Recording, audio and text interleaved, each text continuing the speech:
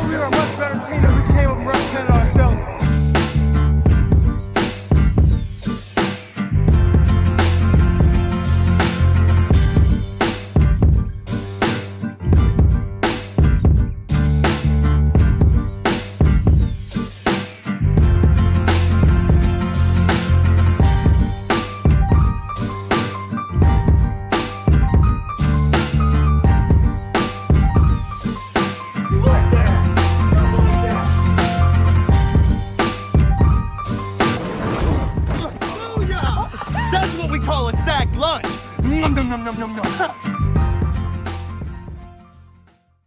Good morning, Sac City. Welcome into another edition of the Sac City Podcast. I am your host, the one and only Vinny Milani, joined as always by my best friend in the whole entire world. He is Aaron, the Mukesiah Mukes. And below us, we have your boy, my boy, and everybody's boy. He is AJ Johnson. It is a beautiful October 28th morning here in the city, episode 108, not 110, because yesterday was not 109. Math is really hard in the Milani household, especially for this guy right here. Episode 108, though, is about to kick off. We are completing our week 8 previews. We're also recapping the Thursday night game between the Baltimore Ravens and the Tampa Bay Buccaneers.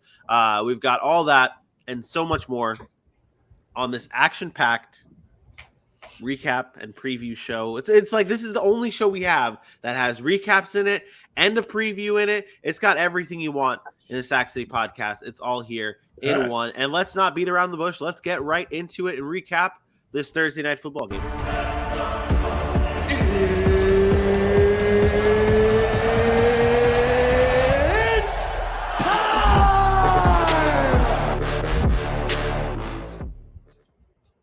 The Baltimore Ravens defeated the Tampa Bay Buccaneers on Thursday Night Football 27-22. This was a injury-riddled game for the Baltimore Ravens and a tough night for Tom Brady and the Tampa Bay Buccaneers. I'll start off with the injuries that just came out for the Baltimore Ravens pretty much, and I can actually sum this up very easily. I know, Aaron, you're going to get into the injury report, and this might be on it, but maybe I can save you some time. Everybody that was questionable leading into Thursday's game for the Baltimore Ravens that played got hurt. Gus Edwards got hurt, left the game early. Rashad Bateman got hurt, left the game early. Mark Andrews got hurt, left the game early. That's pretty much it. Tough day for injuries on the Ravens side, but they did pull this one out 27-22 because this Bucs team seems to be in shambles, Aaron. Yeah, I think we kind of touched on this when we talked about the recap or the preview. The Bucs offense just doesn't look the same. And in turn, the defense is on the field too much. And in turn, they lose football games. This game was a 10-3 game for the majority of this game until late in that one. And the Bucs just couldn't get anything going offensively in the second half to extend that lead to cause Baltimore to have to get away from what they wanted to do offensively. And you talked about injuries, but for Baltimore side, but Tampa's been banged up all year. They just haven't found the right connection with Tom Brady in that offense. It's something, the running game, they started early, started strong, and then it kind of dissipated from there. They just haven't been able to be consistent enough offensively. I'll tell you, I think it's over for the Bucs. And I expected, remember, I did pick against them in this game, and I did the other day tell you, oh, would you be surprised if they won 6 or 7 in a row? No, I wouldn't be surprised. But this just doesn't look like a football team that can do that. And I'm at the point now where I'm saying, how long do you hold out hope? This isn't what? This isn't the Kansas City Chiefs of last year. This isn't the team where like, okay, there's something they still got. You have to remember, Tom Brady is 45 years old. Like I know we don't want to be that guy. We don't want to be the one that says this is it, but maybe this is it. Last night I was watching. We cover the post games and the pressers and stuff, and we watch. We're really tuned into these pressers, and I'm watching Tom Brady's press conference, and I'm like, this seems like a broken man. This seems like a broken human being. And I don't know Tom Brady's personal life. There's all the stuff that's going on out off the field that is talked about. I don't know what's going on there. I don't know his personal life. All I can see is what's happening on the field, and not only his emotions that he's expressing in his press conferences, but after every dropped pass, every sack, every turnover, every miscue from this Bucs offense, you see Tom Brady's emotion more and more, I feel like, this season. And then maybe this is a recency thing, but AJ, what's your assessment of the Bucs through these 8 games now? You ever hear that thought process where it's a thin line between not being prepared or being over prepared? That's kind of where I feel like Tom Brady's at. And we can never really say Tom Brady's not prepared. So it's got to be the over prepared. It looks like he's so much in his head trying to still be so perfect to a team that has a lot of miscues that he's having miscues himself. When you watch Tom Brady last night, yeah, there may be a receiver that ran the wrong route, but there was times Tom Brady threw the ball the wrong way. There was times Tom Brady led a receiver way too much. There's times when he's with the receiver, and you can chalk this up to injury if you want and not having enough chemistry and timing with some of his receivers that were on the field last night. I think Kyle Rudolph could have had a walk-in touchdown, and Tom Brady led him about 4 or 5 yards too far. There's Tom Brady making mistakes to the point where his offensive lineman can't do anything but hold. Otherwise, he's going to get sacked for a 4th consecutive time on a drive. There's times when the running backs can't find any room because they're not even expected to be running the ball as much as they are when they're trying to switch everything up. This team just kind of seems like they are lost in the identity of who they were, and they can't find a way back to who they want to be. Tom Brady, I really do feel like everything outside of this locker room is seeping into the football field. And I know he's very good at drawing the line and coming to work and being ready. But we know the Tom Brady who likes to yell at people for his mistakes. Last night, when there were mistakes made, he just went to the bench and hung his head, dropped his helmet on the ground. He doesn't look like he's having fun playing the game anymore either. And as long as it's like this, there's these miscues. They're not enjoying themselves. They can't figure out themselves. It's not going to get better for the Bucs. And we can talk about it being a long season or whatnot, but it's a long season for anybody. And these teams, they're looking to get their ship right. And I don't know if the Bucs can do it in time or at a level enough to complete. 27-22, you'd think it was a close game. It really wasn't. Yeah, no, it wasn't. And it seemed like the Bucs were chasing this entire game, no matter what the score is. But on the Ravens side, they did get the win. They do move. What are they now? They are 5-3 now. That's a good spot to have a shot to win this AFC North. But the injuries are just piling up for this Ravens team. Aaron, where are we at with this Ravens team as a whole? Their defense looked good. We talked about their defense struggling as of late. They looked good again in this game here against the Bucs, but it's the injuries that are piling up that's concerning. And what's your assessment of the Ravens after this game? I think the only injuries that I'm really concerned about is Mark Andrews. I think he's the only one that really is kind of a game changer on that team. I know we talk about Rashad Bateman and them not having anything outside, but they never have. Like that's not the way their offense is really designed to do. And you see guys like Devin Duvernay and James Prochet, and they get involved and they can make some plays. It's Mark Andrews, and I know Isaiah Likely stepped up and played big yesterday, but he's still not Mark Andrews. Like no matter how good he played, it's not Mark Andrews. And you'd really like to have both of them and be able to run those 2 tight end sets because that makes you even more dangerous. So I think you're watching that injury. Even in the running game, like Gus Edwards is cool. I'm not trying to knock Gus Edwards, but he's a thumper. He's the 70-yard guy. If he falls into the end zone, it's great. I think they can still get stuff out of the running game with Kenyon Drake and whoever else they go and sign and bring in there because they're probably going to have to now with that hamstring injury of Gus Edwards. So I'm not overly concerned about the injuries as long as they're not coming to key positions on the defensive side of the football, which has been, I think, the more impressive side right now. But, I mean, they had 400-something yards of offense yesterday. Like it's against a very good defense. And, we had just got done talking about, this offense hasn't looked that good lately. And what do they come and do? They go and rush for 230 yards. Lamar throws for 200, 2 touchdowns and has a good day. And we're right back to, okay, this is the offense we expected to see. I think it's more about the defensive side of the football and staying healthy. And obviously they were without Calais Campbell, but he'll get back eventually, who's an anchor on that defensive line. Yeah, I was one of those people that I had to talk about the Ravens offense being down and Lamar Jackson, even at the end of the game, that sign, I don't know if you guys saw it, but at the end of the game, he was holding up a sign a fan had that said, "Pay him now, Ravens. Pay him now. And he held it up. He signed it. He made sure. And we had we have the production feed of Amazon. So we can see it when it's on, not when it's on commercial and what's happening. Lamar Jackson stood with this fan who's had that sign that said pay the man for about 10 minutes. He was there just talking, hanging out, dabbing him up. It was pay the man, Baltimore, pay the man. But they win 27-22. They move on to 5-3. The Bucs move on to 3-5. And AJ, your NFC South battle between the Falcons and the Panthers on Sunday is a big one. It's sad. First place up for grabs, man. And that, we just said, the Bucs it might not be it anymore. So one of these teams could end up winning this division. What a wild time. Let's get into some morning headlines. Ladies and gentlemen, can I please have your attention? And I need all of you to stop what you're doing and listen. That's right. It is time for some morning headlines, and we kick things off a little trade skis involving Kadarius Toney being sent over to the Kansas City Chiefs from the Giants in exchange for a third-round pick and a sixth-round pick in the 2024 or 2023 NFL draft. Kadarius Toney's been battling injuries all season, but the potential has always been there. Now he's on a new team in Kansas City. Aaron, what is Kadarius Toney's impact, do you think, on this Chiefs team?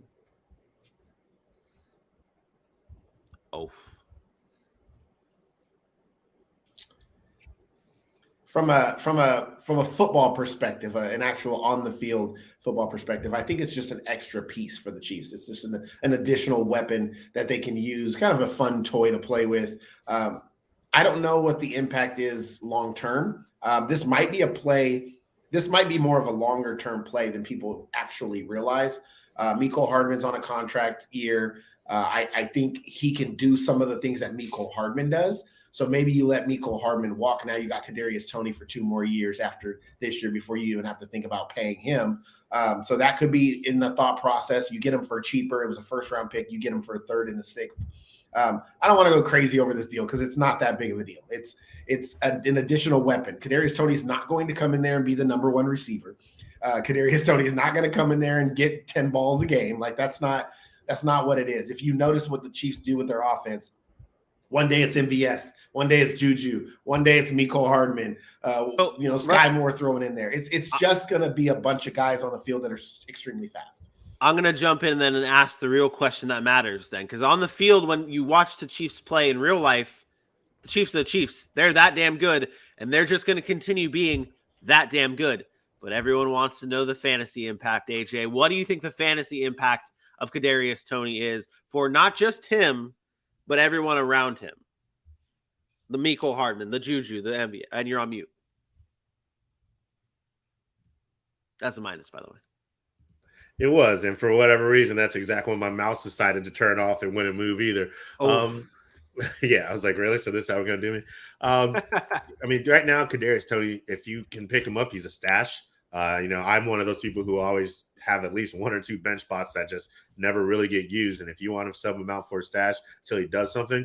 But, I mean, we saw what this offense was this year, and it's exactly what we predicted without Tyreek Hill. It is Travis Kelce and then pick your wide receiver. And Kadarius Toney, as electric as he can be, I think Aaron hit it right on the head. He's another Mecole Hardman who might have a little bit more flash from him. So until he can come in and show that he's a guy that Tyreek just is really infatuated with on the field, likes the chemistry, and can decide that he's his go-to guy, which I don't think happens anytime before you're doing playoffs in the fantasy football season. I don't think you can trust him at that nature. I mean, Mecole Hardman, I had him on the team for a while, and I eventually had to drop him for somebody else right when, he had himself his big game about a week or 2 later. But that's what you're going to deal with. You're going to watch a guy who may get 1 target for 3 weeks in a row. You can't use him. And then when you put him on your bench, you miss out on a 20-point day. And then you put him in your lineup and he has 1 target. So it's too tough to really be like, I got Kadarius Toney and think he's better than a lot of the receivers that you already have on your roster.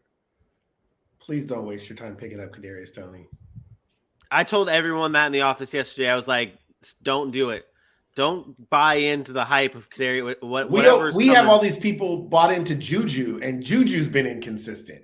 And he's going to be a part of that offense. We know that, but he can't even sustain real fantasy value. He's had up and down weeks, and it's been really hard to play him outside of a deep flex. So, and he's the wide receiver 20 on the season after a big week. But even then, we've seen games of 2 for 13, 3 for 60, and not really getting into the end zone. And I don't know. I just think Kadarius Toney's a waste of time if you're going to go pick him up on waivers. If you want to stash a guy like that, I feel like there's better stashes out there. Asking for they already have here. Picked him up. That's the analysis I gave them for the people who already have picked him up, because I guarantee you I saw that trade, and in like at least 2 or 3 of my leagues, Kadarius Toney picked up within 5 to 10 minutes. But that's what people do every time somebody gets traded. They think their fantasy value is impacted. This really has no impact on fantasy whatsoever. And nobody with the Kansas City Chiefs is even really worth anything from a fantasy perspective outside of Travis Kelce, and then you could toss Juju in there. Even Mecole Hardman, who's had 2 good weeks, you're not playing him. So it's almost more frustrating to have them on your roster than it is to just leave them alone and let somebody else deal with that headache. So we're saying that this doesn't really affect Mecole Hardman, and a friend of mine should not go out and trade Mecole Hardman because he's not going to be good anymore. He hasn't been good this year. He's been all right. Trade for Mecole Hardman, and you're getting something good for it. Do it. See, you have to also understand, Vincent Milani. Wow, you cannot really gauge this. When we talk about fantasy, for the most part, we have to talk about it in standard 10 to 12 teams leagues. Can't talk about it in our league where we have 5 flex spots. Because then, you have a different dynamic that you're looking for as far as those leagues being deeper. But most people play in standard 10 to 12 team leagues with standard rosters, and that Kadarius Toney, you don't have room for him on your roster. So, and you're never starting Mecole Hardman because that's wide receiver 40, and if you're starting him, then your team's not good. That's just a thing. That's He might be on your roster, but you're not really starting him. So, for people in standard leagues that are standard 10, 12 leagues, this is just a conversation you should not be having. You should not be wasting fab or waiver wire priorities or, just even your time to go click the button to say add Kadarius Toney. One other bit of headline that we have to talk about, and I'm going to steal your thunder again, Aaron, maybe tee you up for your injury report. Jamar Chase, the star Bengals wide receiver, injured his hip originally against the Saints a couple weeks ago, re-aggravated this past week, and now will be out 4 to 6 weeks with that hip injury sustained originally in the Saints game. Now the Bucs will be out without their star receiver for that time. Bengals. We will see him. What? Bengals? Didn't I say Bengals? Said Bucs. Oh, whoopsies. The star wide receiver for the Bengals will be out 4 to 6 weeks. What is the impact look like on the field for the Bengals without Jamar Chase, Aaron? It's huge. That's their best receiver. We're talking about a top 5 pick in the draft. Elite talent, arguably the most talented person to come out of that draft class. And then we've seen what he was able to do as offensive rookie of the year. You're missing a huge piece for what Joe Burrow, especially that connection with Joe Burrow. You do have some. The fortunate thing for the Bengals is they have T. Higgins and Tyler Boyd, so you can still put them up there with one of the better 1-2 punches in the NFL. But what they are able to do dynamically with Jamar Chase, they're not going to have that same thing because he is so good at after the catch, being able to break 80 yards and creating big plays and big opportunities. Now you might have to look at it more as hey, we have to move the ball down the field a little bit more methodically, maybe lean a little bit more on the run game in order to create some of those bigger explosive plays on play action. So I think the offense changes a little bit, but I still think they have enough weapons. We throw in Hunter, is it Hunter Hurst or what's his name? Hayden Hurst. Jacksonville legend, Hayden Hurst. I don't know why I was thinking of I think I was thinking of Triple H. Anyways, hey, Hunter Hurst. Yeah, exactly. So I think they still have weapons that they can do something with, but it's going to be a loss. I mean, you're losing one of the better receivers in football, so it's gotta be something. Yeah, at least I think they made the right decision to play it a little safe at this point. You let him play probably against a trainer's will or whatever, and what he's able to do for your team, and it paid off for that week for sure. But going forward, you got bigger things to think about. The bad thing is your offense was just clicking, and you were kind of excited to get everybody back on the same page. But if you can get some of these other guys together, the Tyler Boyd and the T. Higgins, add them up for another 2 or 3 targets a week. Tyler Boyd's already been showing out this season and showing what he can do from the slot. Now he gets to work a little bit on the outside as well. T. Higgins gets back into being one of the top looks, and we know these guys are very capable. So in 4 to 6 weeks, hopefully they'll play it right and make sure he's 100%. I'm sure they will. So when they're going into the deepest part of the season, they're ready to be back to a prominence role as one of the top offenses in this league. So I think they'll be okay. You're just going to miss a very talented and a very strong connection between quarterback and wide receiver. Yeah, this is I said it the other day I can't remember who got injured and who was going to be out an extended period of time. I can't remember who we were talking about, but it was a big injury lately. And I said maybe this is almost like a good thing because now like they can take the 4 to 6 weeks off and then come back for the playoff time. But maybe it's a little bit different than it is in the other. They're sports. not even in the playoffs. Well, they're 4 and 3. They got to get there. We can't just. This is a big loss when you talk about football. Yeah, no, and trying to get. If he's out 6 weeks and during that 6 weeks they go 2 and 4 or 3 and 3, that's huge for the Bengals. They might be fighting for their life to get in the playoffs.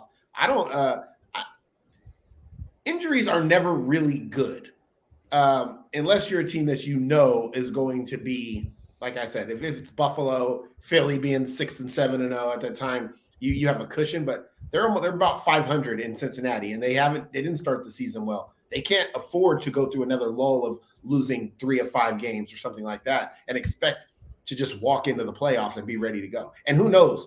Maybe this is the longer of the 6 weeks. Maybe Jamar Chase, there's a setback in his rehab. Like you never know. 4 to 6 weeks is a long time in the NFL. That's fair. So that 6th week, as of right now, if he was to come back, would be the Kansas City game in week 13. Before that, they have Cleveland, Carolina, a bye, Pittsburgh, and Tennessee. I mean, what are you seeing? Are you seeing 500 there? And that's assuming he comes back to Kansas City. I don't know. I don't know what they look like without Jamar Chase. Offensively, I don't know what I saw them offensively at the beginning of the year look like crap with Jamar Chase against the Steelers, against the Jets, against the Cowboys with no Dak Prescott. I saw them lose those games. I'm not of the mindset anymore of looking at a team's schedule and looking at a team that they play and say, not at full strength, they can just go get a win. They got to go to Pittsburgh. They got to go to Tennessee. They got to go to Cleveland this week. Like those aren't easy games. None of those games are easy. They could easily be under 500 in my opinion. Okay. Big loss for the Cincinnati Bengals. Jamar Chase out 4 to 6 weeks. That perfectly ties in to our injury report.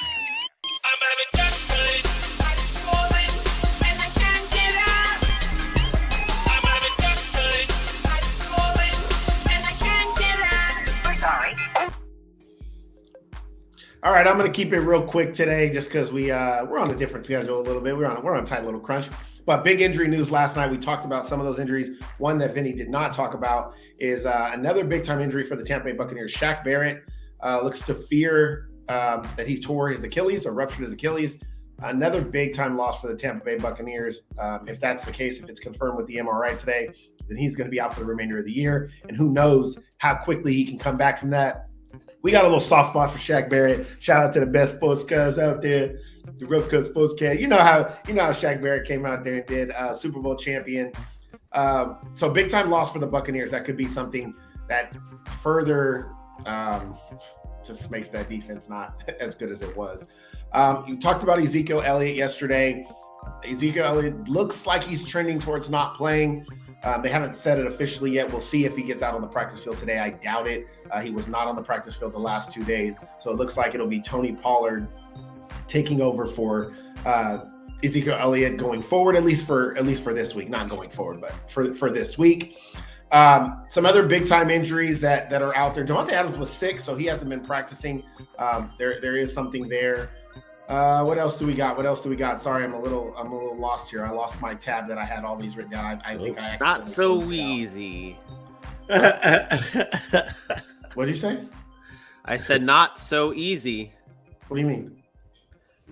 Just jumping from thing to thing to thing to thing is not so easy. No, I do it every day. I just deleted the tab, so I gotta go back in. And get it. All right, I'm gonna go down some of these injuries for some of these teams that we talked about. You not only mentioned we talked about the Bengals, but Hayden Hurst is also dealing with a groin injury, so he is questionable for this week. There might be a problem with him this week.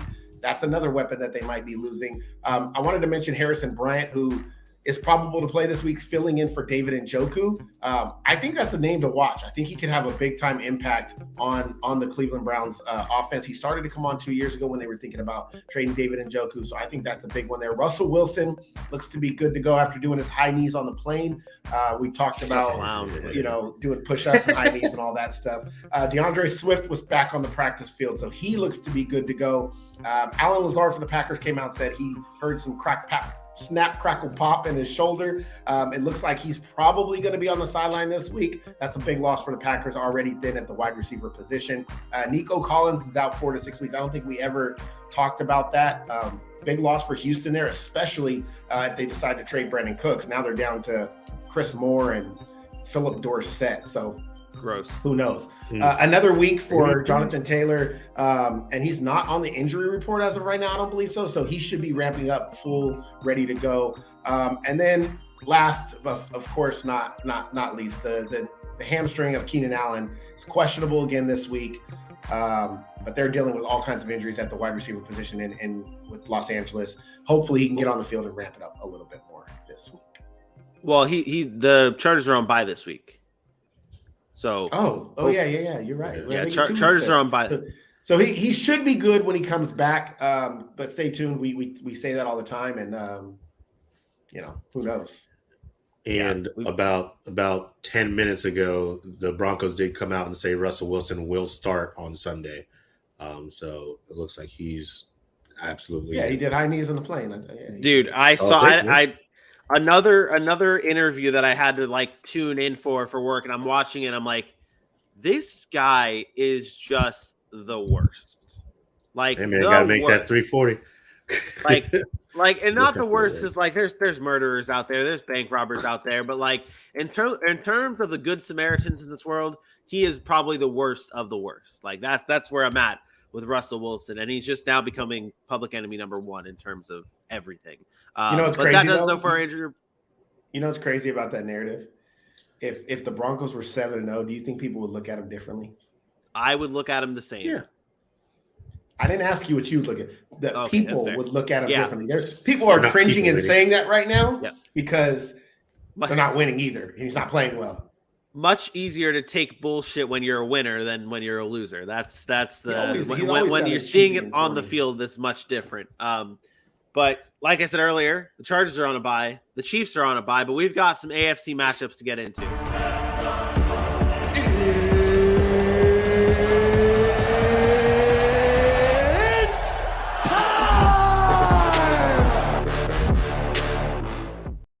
It's time to get into our AFC matchups, and we're kicking things off with the game across the pond. It's the Denver Broncos and the Jacksonville Jaguars in London. These two teams battling it out across the way. The Jaguars enter this game 2-5. Broncos also enter this game at 2-5. The Jags are favored, though, in London, 2.5 points with an over-under of just 39.5.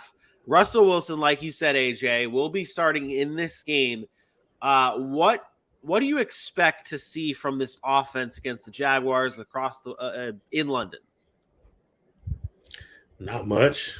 Not much change. I mean, we're 8 weeks in now, and we keep thinking they're going to get it together and they'll figure it out, and they just haven't been able to. It's not even so much that Russ has played with a shoulder injury and then a hamstring injury and a lat and this and that. I mean, he doesn't seem to have this chemistry down with his team either. You look at what he does, you look at what Brady does, and there's just miscues all over the place. His vision's off. He's missing receivers that are open. He's not taking receivers that are open when the defense is giving it to him. Losing Javonte Williams has proven to be a much bigger piece because it doesn't seem like they really want to trust Melvin Gordon. Latavius Murray and Mike Boone sub in and out. There's a lot of shuffling going on this offense to try to make something work.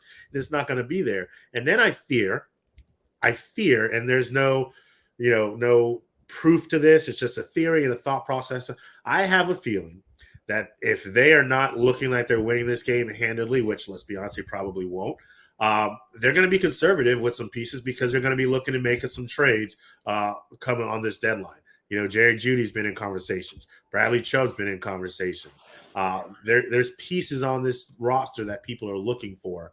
And it's a possibility that this team looks a lot different next Sunday. And if Hackett has any chance of keeping his job amidst the trade season and they're not going to win this game, they might look to be a little conservative. And I don't think that's the way to go about it. But again, there's no proof to that. No one said anything about that. That's just something I feel they would be looking to do, knowing the way the Broncos have been in their past with their front office. So, yeah. Aaron, go ahead. Yeah, I was surprised, but I guess I was surprised. Front office came out and backed Nathaniel Hackett. I don't think he's going anywhere. It came out, they said, hey, man, it's been 7 games. Basically he's faced the most scrutiny.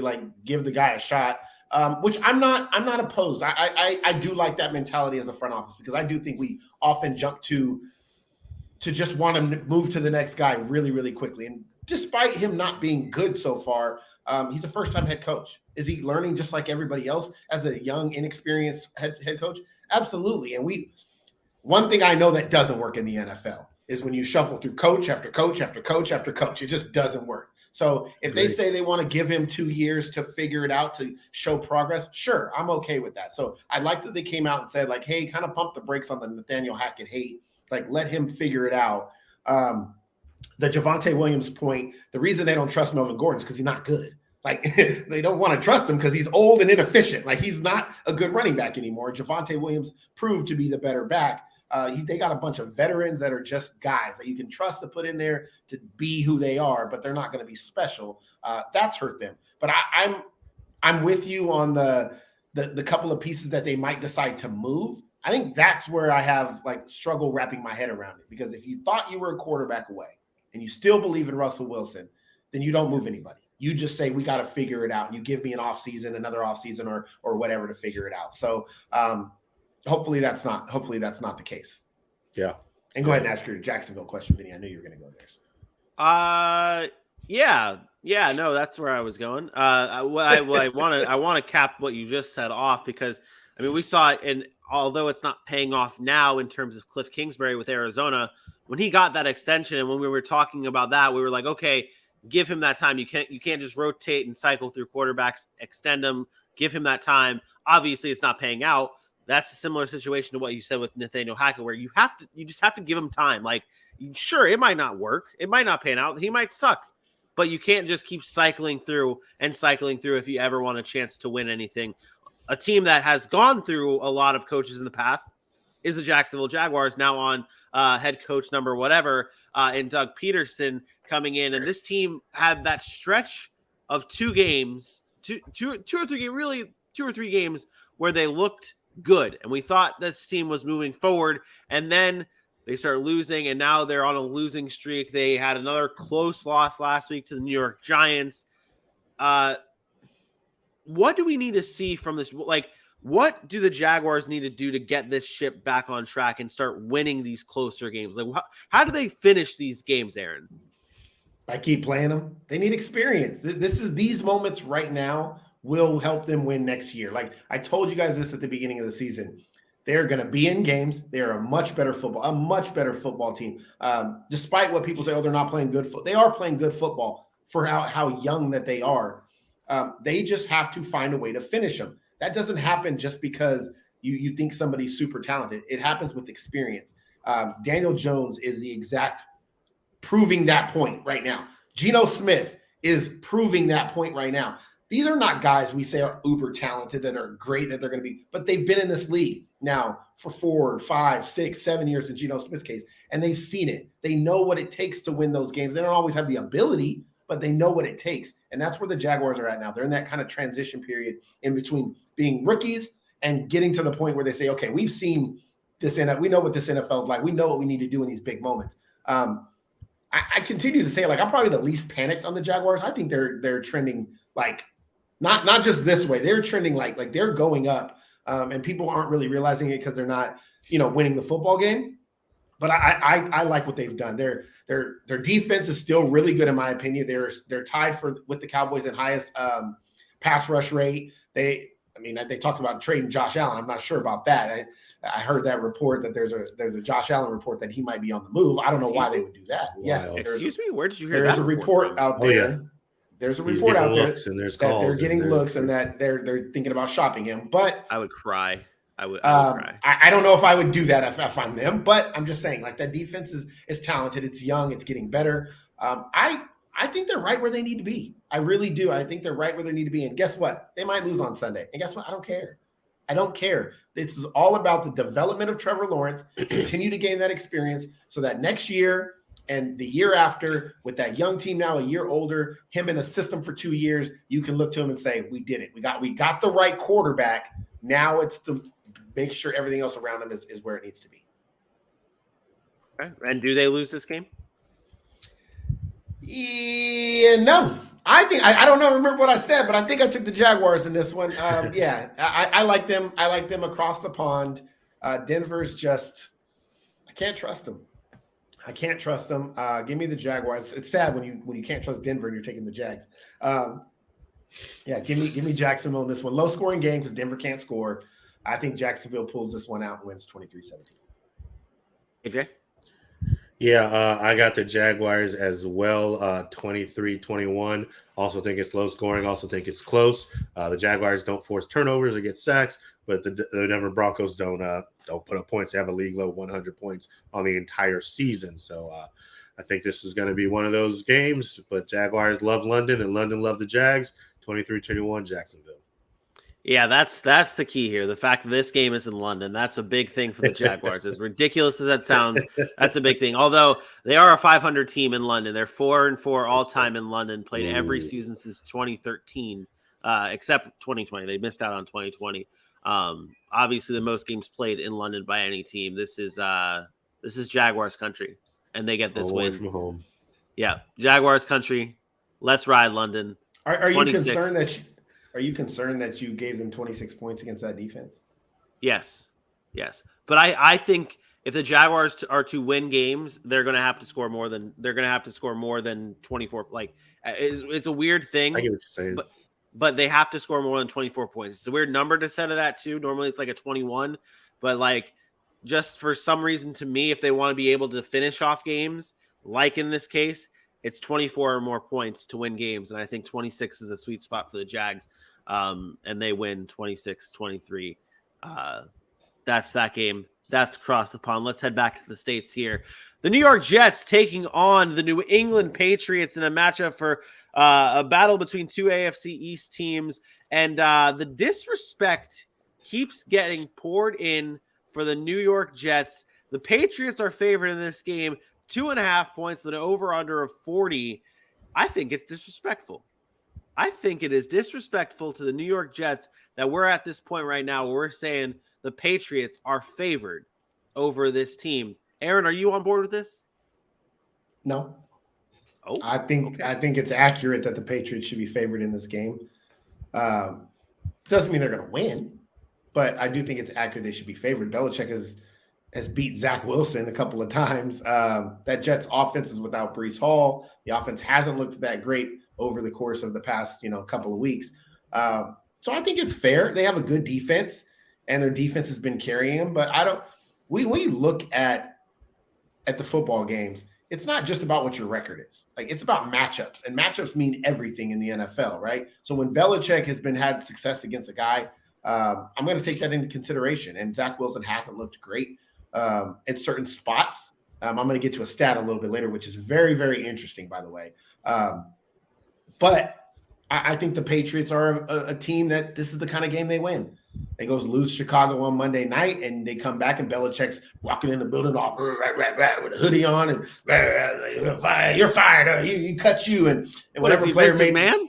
Yeah, basically that's what it is. He's like fired. Rolling up in here. You're fired. Yeah, that's what he does. I mean, do we all remember the guy who showed up late to a team meeting after rushing for 300 yards and he's cut? Like, plug your phones in. Make sure it's charged. Yeah, that's the thing. Jonas Gray. Shout out Jonas Gray. Yeah, so like that's Belichick. He does it. He don't care. And I think that this is the type of game that he wins. He knows them really well. It's the Jets. They play them twice a year. And although the Jets are at home, I think it's fair that the Patriots are favored. Okay. I need you to say your stat, man. I need you to say your stat. I don't want to. I don't know if I might accidentally take your stat and then you're like, damn it. No, man. No, speak up, man. I don't even know what stat are you Same talking with about. shit. I just said I don't even know what Man, gotcha. just On Zach talk. Wilson. Cool. I He don't even know what his question is yet. AJ doesn't even want to be. AJ, are you trying to say you don't want to be wrong about something? No. The stat's factual. Like, if I'm wrong, so is whoever put this stat together. So it's a factual stat. I will call ESPN if I need to. It wouldn't be the first time you read a stat, You know what? a factual stat wrong. Yeah. How dare? Go ahead, AJ. Go ahead. Anyway, Yeah. I mean, I don't even know what he wants to ask me yet, so it's cool. I'm gonna just wait and let him do his Oh, job. you didn't have anything to say? Oh, I this do. guy. I This will. guy, It's gonna work. Speak up. All right. So hey, what do the Jets need to do to get the W in this weekend? Is that where you're going? I didn't have to. If you wanted to talk about that, you could have just came in and all right. Hold on here. All right. Aaron, great take. AJ, now over to you for the Jets side of things. What do the Jets have to do to win this football game? Oh, okay. Got it. All right. See, I didn't know if that's where you were going to go. The number here, sir, is 12. It's 12. This is the first time the Jets are coming into this game with a better record than the Patriots since week 12 of the 2001 season. It is also 12 times that the Jets have lost to the Patriots in this series, and they're looking to change that.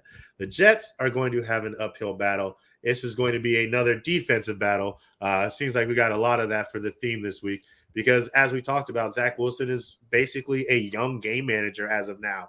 They lost one of their best weapons, and they're going to be trying to bring together new running back in James Robinson. I don't know if he's going to get a lot of run, but you're switching back to Michael Carter. You're trying to operate Breece Hall in there. There's tension with Elijah Moore. He has to come in this week and just kind of get with the system. Are they going to force feed him targets so he's happy? Is he going to be 8 or 9 of the 15 throws that Zach Wilson goes? And is that going to bother the offense and throw them off and allow Matt Judon to get after the quarterback, allow the secondary of the Patriots to be opportunistic and take a couple of picks? That's a great possibility. They have to win on the defensive side of the ball. And it's going to be very tough to do so because I think the Patriots will have the edge on the defensive side of the ball here. The lucky part for them is the Patriots have their own little issues in the quarterback competition. And if Matt Jones goes in there reeling from confidence, well, I think he will see the first win in 13 games for the New York Jets. On the Jets injury report side, we did just get reports saying that Corey Davis will be out for this game. They will be expecting Elijah Moore to play, but they will be without Corey Davis. So no Breece Hall, no Corey Davis for this offense. Two key parts for Zach Wilson. Let's talk about the quarterbacks. So do we expect to see it be Mac Jones all game, Aaron? Don't know. Don't care. It doesn't matter. New England's New England. Flip a coin. Yeah, it doesn't matter. Like New England's New England. So I love Bailey Zappi, and I hope he gets the opportunity. But I think the quarterback on the Jet side is the more important one here. Crazy numbers here. A crazy stat idea here. There are two quarterbacks in the NFL, the top two quarterbacks in the NFL throwing the football this year with a clean pocket is Jalen Hurts and Zach Wilson. With a clean pocket, Zach Wilson has been good. Under pressure, he is 17% below the next worst quarterback against pressure, which is weird because he's a mobile quarterback. And I know he doesn't throw the ball a lot and the volume is not there. So the sample size is a little bit skewed. But this goes to show you that when a quarterback has time, he's going to be much more efficient. In a collapsed pocket, he's struggling a bit, trying to force things, doing things out of his character. Zach Wilson should be protected. That should be the number one goal. Keep tight ends. Keep tight ends on the field. That's what he's going to say. Keep. Oh my! I must have went blank. It sounded like you're going to say keep tight ends on the field or something.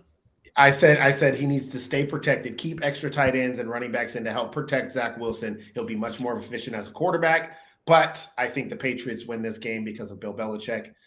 They get the win. Low scoring, 17-13.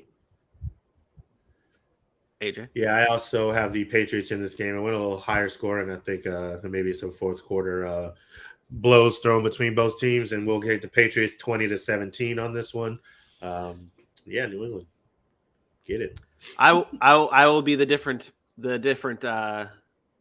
opinion here. I'm going to take the Jets 19-16 in this game. Something last week, and I got burned on it, and I'm not going to. If the Patriots win, they win. It is what it is. I get it wrong. No surprise. Last week I said, I was like, okay, Bill Belichick just does good against young quarterbacks. Like, he just shuts them down. Like, Justin Fields should be neutralized, this and that. I don't think Zach Wilson brings to the table what Justin Fields does, to be completely honest, in terms of the rushing and the playmaking ability. But Bill Belichick didn't neutralize him. They allowed 33 points to the Chicago Bears. I think that the Jets win this game and continue rolling. Low scoring affair, though, 19-16. The next game on our list is the Tennessee Titans traveling to Houston to take on the Texans. I was waiting to see if you guys were going to shit on my take on that last week. I was going to, but I needed to move on. You got to know when the cut is. You got to know when the cut is. Texans, Titans favored 2.5 points. Over under is 40.5 in this matchup here. Aaron, what are you watching for in this one? Ryan Tannehill, first of all, is he going to play? I've been getting some flack about an injured Ryan Tannehill throwing for what my statement, I guess, about saying he was, 13-20 for 120 yards, and everybody's like, well, he was hurt. And I'm like, he does that when he's not hurt. So, like, it's the same numbers regardless. Nothing changes. But is he going to play? Is he going to play in this one? Who knows? That ankle injury might keep him out, or he might play limited and then have to come out later. Who knows? But I just think that the Tennessee Titans are going to be who the Tennessee Titans are. They're going to run the football. They have a nice matchup here against the Houston Texans. We see what the dog Josh Jacobs did against them. I'm sure that Derrick Henry's going to have a wonderful day here. Probably go for 150 to 200, drop 2 or 3 touchdowns because that's what Derrick Henry does against bad football teams. So I expect him to be on his A game. I expect him to run the football a lot, and I expect the Tennessee Titans to have some success doing that. Yeah, AJ, give me a. No, I'm not going to do a stat line thing. Oh God! Really, the thing to watch for in this game. There's not too much to dive into for this game because it's the Texans. There's a lot of disrespect though to the Texans though. Next week they play Thursday Night Football against the Eagles, and the entire advertisement for Amazon Prime was just Eagles videos. There wasn't not even a single Dameon Pierce run from the Texans to throw in there. Not even anything. What's the count? Bainbridge? Come on, man. Give the respect. Bainbridge. And they do give respect to Dameon Pierce, but the Texans as a whole don't deserve the respect. They're not good. Come on, man. Give the respect to the Texans here. On that note, I will be taking the Titans 28-17. It's not close. Dameon Pierce hopefully finds the end zone. And why did you start talking to AJ and then just go? You got to know when to cut it. Yeah, that was the ironic part. I was like, I probably shouldn't even said that. Actually, AJ, what's your take? What's your pick? You're good because he talked about the rushing side of Derrick Henry. I was going to talk about the rushing side of Dameon Pierce. That's basically what this is going to be. Is rushing attack, and whoever can get the best. They both exploit big explosive runs, 12-plus yards when it comes to Dameon Pierce and Derrick Henry. So I expect a lot of runs. This might be another game that's over by 2 p.m., as Aaron put it yesterday for the NFC. This is the AFC version of that. So I have the Titans in this game as well, 23-10. I don't think the Texans will have enough offense to put points on the board, unfortunately. So, and free Brandon Cooks. He's done enough for the Texans. He deserves to be going to a team where he can be utilized and enjoy the rest of his career. He's given enough. Dallas. Sorry, got a cough. Wow. I mean, really, though. Wow. Do you even need Brandon Cooks? Never mind. We won't use him. DJ Moore, Brandon Cooks, or Odell Beckham's got to come to Dallas. Wow. Okay. Aaron, you got Titans in this one as well? I don't know. Put the score up. Yeah, no, I got the Titans in this one. I do think it's closer than we talk about, or than we kind of made it seem, because Houston's kept a lot of games close for the most part, maybe letting things slip away towards the end. It's going to be a fast game. They're going to run the football a lot. Honestly, I don't think this is about the running game for Houston. I think this is about the passing game. The Tennessee Titans are one of the worst in the league against the pass. They're allowing so much yardage in that secondary. I think it's about Davis Mills trying to maybe have one of these kind of breakout performances. Let's see Davis Mills try to throw for 300 in this one. Texans keep it close, but Titans win 24-20. I don't. Next game on our list. That's all. You don't go ahead. That's all I had to say. I didn't hear you. The Commanders taking on the Indianapolis Colts, the 3-4 Commanders, the 3-1 Colts. The Colts are favored in this game, 3 points with an over-under of 39.5. And this is a Carson Wentz revenge game. Oh, wait. This is Matt Ryan gets to play against Ron Rivera. He played against him in the NFC. Wait, we don't have Matt Ryan. We don't have Carson Wentz in this game. We don't have shit in this game. We got Sam Ehlinger. We have Taylor Heineke in this one. Oh boy, this over under here at 39.5. Yeah, that's what we have. You got your Halloween costume yet? You got your Halloween costume yet for Carson Wentz? Because he is just the big turd, and we will live and die by that. But it's the Colts. It's the Commanders. Colts favored 3 points, over under 39.5. What do we expect to see from Sam Ehlinger in this game, AJ? What are you hoping to see? What do you need to see? Well, the one fact is we will get to see his first regular season pass in the NFL. That will happen.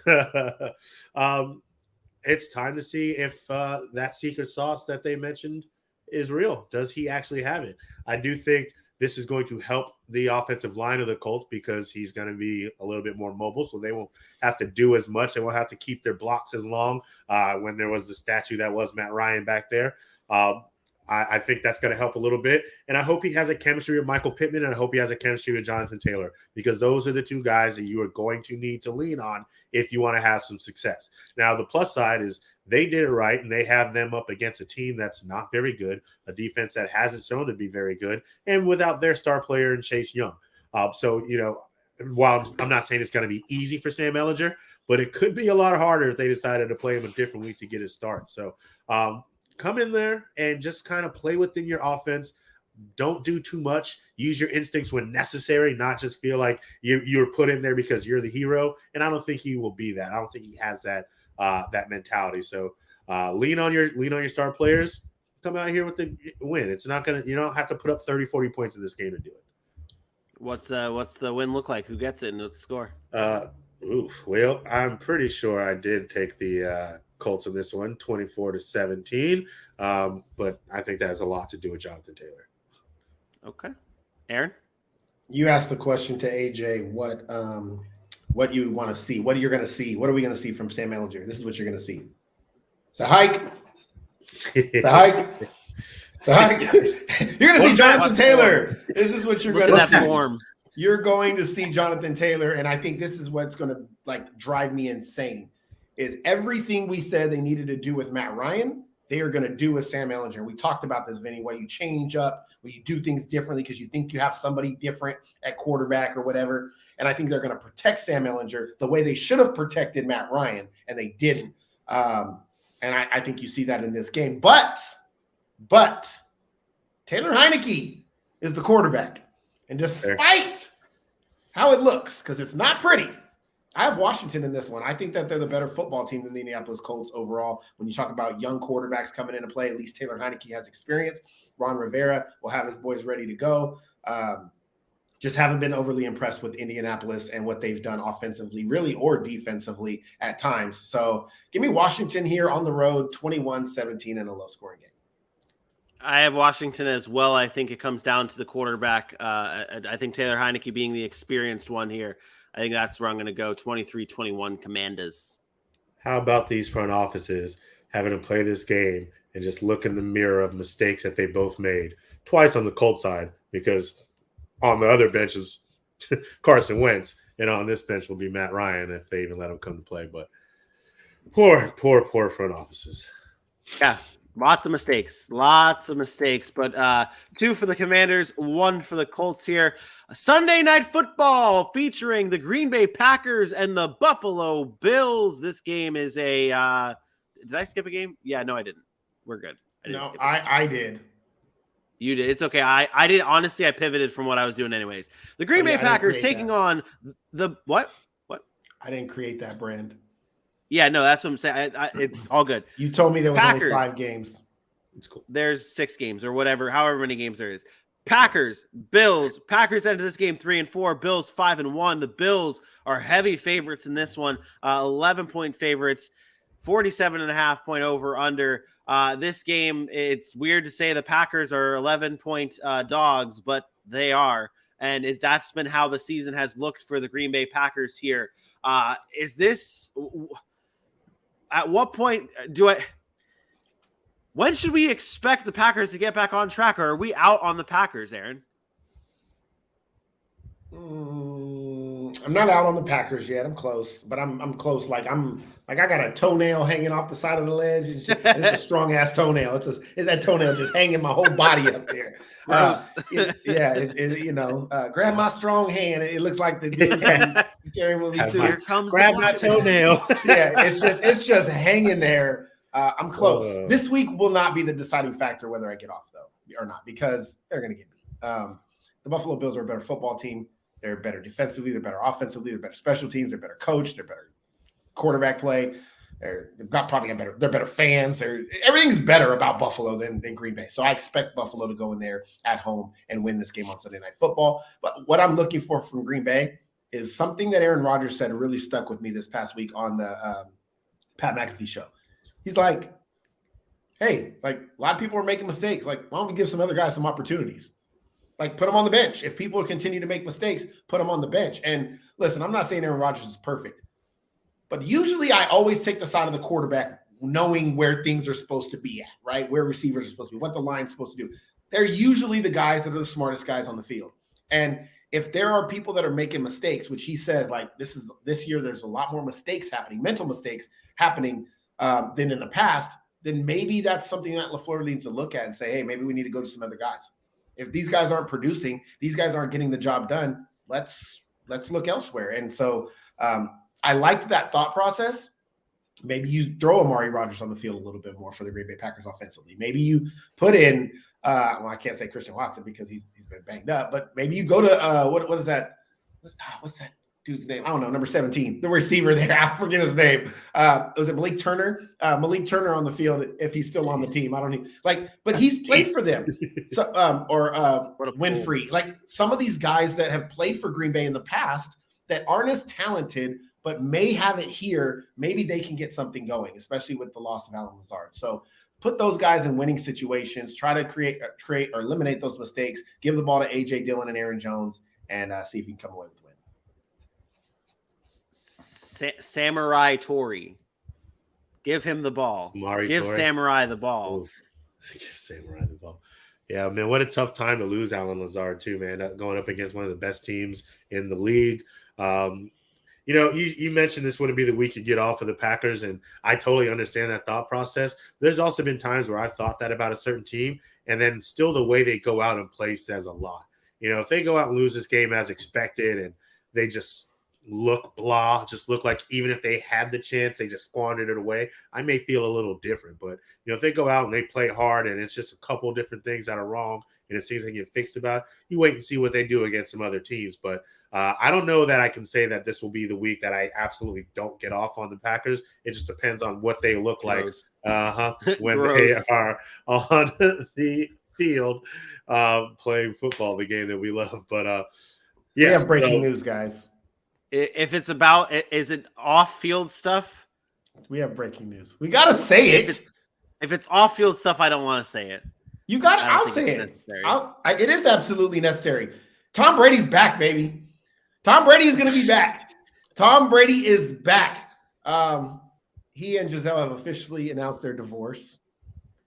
I'm telling you this right now. This is from somebody who's married. He's either back or he's going to cry himself into sleep every night. But already has been doing that. Damn, you at the best times, man. But anyways, every time that could be a huge. I don't say relief, but a huge weight off of his shoulders, just like getting some sort of closure when you're trying to do stuff. And now that it's out there, like questions are going to be asked, and maybe this week it's going to be tough for the next 10 days or whatever. But there's going to come a level of okay, it's like a little bit of closure. I know it's a process and it takes time. That is something that you talk about the mental side all the time, Vinny. And when you have conflicting things going off the field and there's uncertainty. When it happens and you go, you know what, this is what we're doing. That could be a sense of relief to him to say, okay, it's out there now. Everybody knows. Let's move forward. Perhaps. Yeah. I'm not arguing that point. You think she called it official because of how bad they looked at the Ravens last night? Damn. No, I want a winner, Tom. I want a winner. I'm tired. I don't want to already been the breadwinner. I'm not going to make fun of people. I'm not going to make fun of people's divorce, but I'm just saying that I do think that from a mental aspect, it does look like AJ said, looked like he was kind of defeated and a lot weighing on him. Hopefully this can be the step in the right direction as far as moving forward. And now, he might play till he's 50. Oh my goodness. He got no reason to leave now. He ain't got no family. He ain't got nothing to leave for now. Wow, Jesus, Vinny. I told this is why I didn't want to get into it. I don't have any filter when it comes to this kind of stuff. But Vinny doesn't have a soul. I at least I'm thinking about football. Jeez. All right. So let's do our pick. Where we were was me saying I have the Bills in this game. Yeah, hold on here. Right. Aaron, throw in a commercial break on the video when you're clipping this, and then come back to the game. It's time for our predictions. Okay, fine. Who you got, AJ? I got the Bills in this game, 35-27. Closer than people think, but I also made this pick well before I realized they have absolutely no receivers, but it is what it is. Probably 35-20 at this point now, but I wanted to give Rodgers some love, and here we are. They haven't had receivers all year. No. Anyways, 34-23 Buffalo. Buffalo is just too good. There's no analysis here. Buffalo's the better football team. They're at home. They're better. That's disrespectful. Bills 41-20. It's not disrespectful. I don't like what I've seen from the Packers, and I think the Bills are that damn good. I think what we saw from the Bills against the Chiefs against the Rams, I compare this game to the same game. The Bills scored 23 points against the Chiefs. I compare this game to the Rams. Shut up, bitch. I just deflect right over it. The reason I brought that game up is because the Packers are not the Chiefs. Like they were able to beat the Chiefs. The Packers are nowhere near the Chiefs. And I look at this game much as I look at the Rams game on the opening day, Thursday Night Football, prime time. That's how I look at this game. And what the Bills did in that game was dominate, and they're going to dominate in this game 41-20. Josh Allen is going to tear up that soft Packers defense. Aaron Rodgers is going to get some garbage time touchdowns. They score 20, which is good. Good job, Packers. You get 20. But the Bills are that team, the best in the league. They're going to dominate the Packers 41-20 and break Aaron Rodgers' primetime win streak 13-1. Monday Night Football. Dun, dun, dun, dun.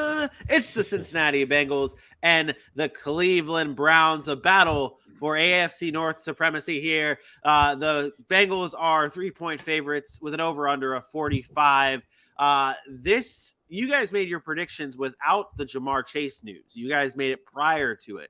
Does anyone need to change anything before we get into the predictions for this game? Maybe my score.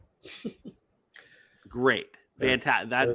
Aaron, you're staying strong here. Okay. So Aaron, I'm going to pull up your score here for this game. You have at 28-20. You don't want to change a thing, even though they're now without Jamar Chase. Why is it that you don't want to change anything?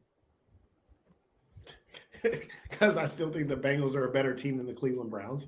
I think offensively they'll still be able to move the ball against a lackluster defense often at times.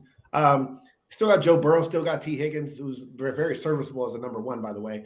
Tyler Boyd, Joe Mixon, offensive line's playing a lot better. Joe Burrow hasn't been sacked like he was early in the season. The defense is the unsung hero, and they're just a better football team. Cleveland, without Deshaun Watson, is still Cleveland.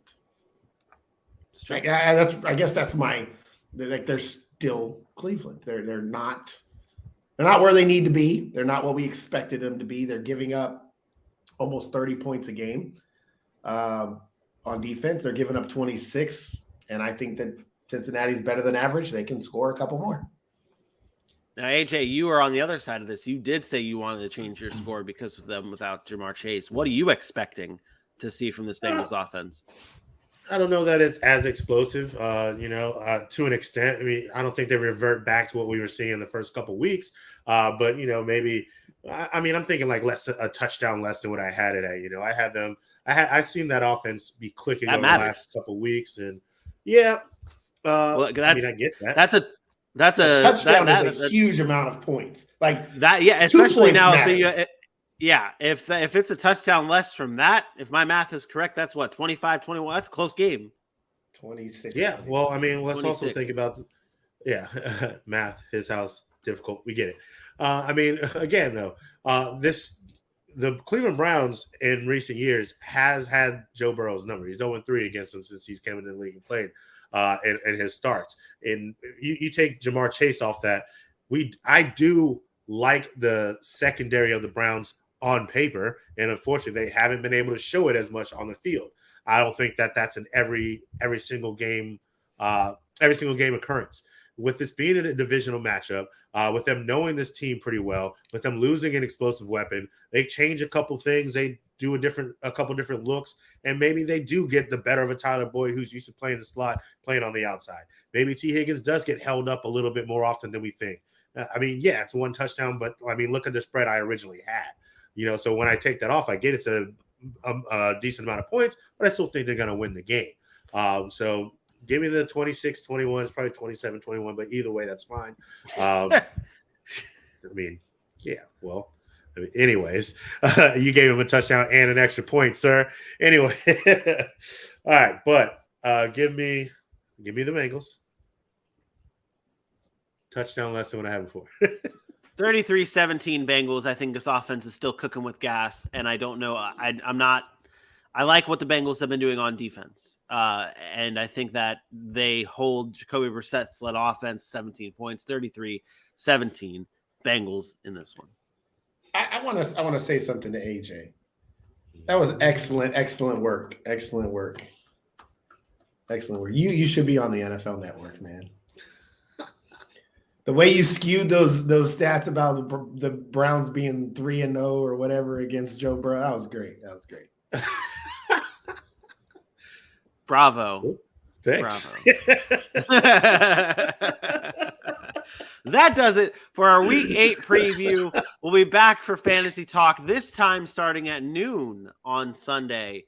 We're doing Pigskins and Pancakes live kickoff at noon, giving you your fantasy advice, your starts and sits, your DFS plays, and that and so much more on our fantasy show, Pigskins and Pancakes, live at noon Eastern on YouTube at the Sac City Pod.